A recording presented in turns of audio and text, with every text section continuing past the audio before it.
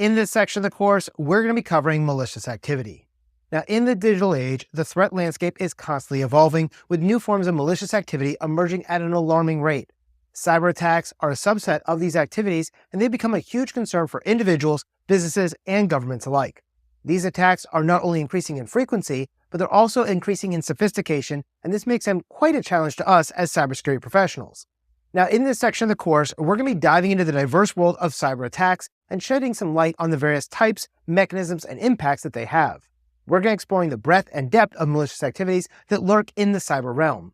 Now, it's important for you to understand these cyber threats because it really is the first step towards effective prevention and mitigation for you as a cybersecurity professional. Now, by gaining insights into the tactics, techniques, and procedures employed by these cyber criminals, we as cyber defenders can better equip ourselves to protect our networks against these invisible yet potent threats. So, in this section of the course, we're going to be focused on Domain 2 and specifically on Objective 2.4. The Objective 2.4 states that given a scenario, you must be able to analyze indicators of malicious activity. First, we'll be discussing distributed denial of service attacks known as DDoS attacks. As we go through this lesson, we'll be covering all the different variants of a denial of service attack, including denial of service, amplified distributed denial of service attacks, reflected distributed denial of service attacks, and the ways that we can avoid or stop these types of attacks from occurring.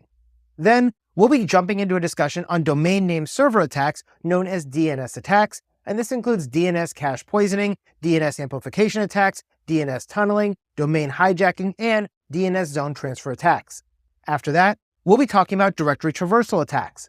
Now, a directory traversal attack, also known as a path traversal, involves exploiting insufficient security validation or sanitization of user-supplied input file names. Next, we'll be discussing privilege escalation attacks. Now, a privilege escalation attack is a type of network intrusion that involves exploiting a system vulnerability to gain elevated access to resources that are normally protected from an application or user. Then, we'll be discussing replay attacks.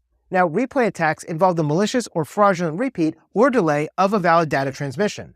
In this type of an attacker intercepts the data transmission and then retransmits it.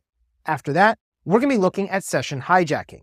Now, session hijacking, also known as session sidejacking, cookie hijacking, or session key hijacking, is a type of security attack where a user session is taken over by the attacker.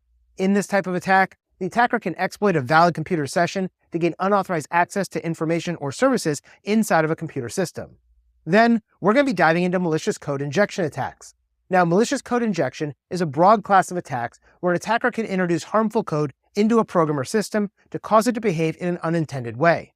After that, we'll be covering indicators of compromise known as IOCs, and this includes things like account lockouts, concurrent session utilization, blocked content, impossible travel, resource consumption, resource inaccessibility, out-of-cycle logging, published documents that you've been hacked, and missing log files.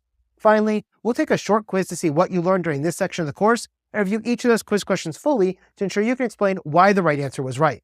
So, if you're ready, let's hop on into our coverage of malicious activity in this section of the course.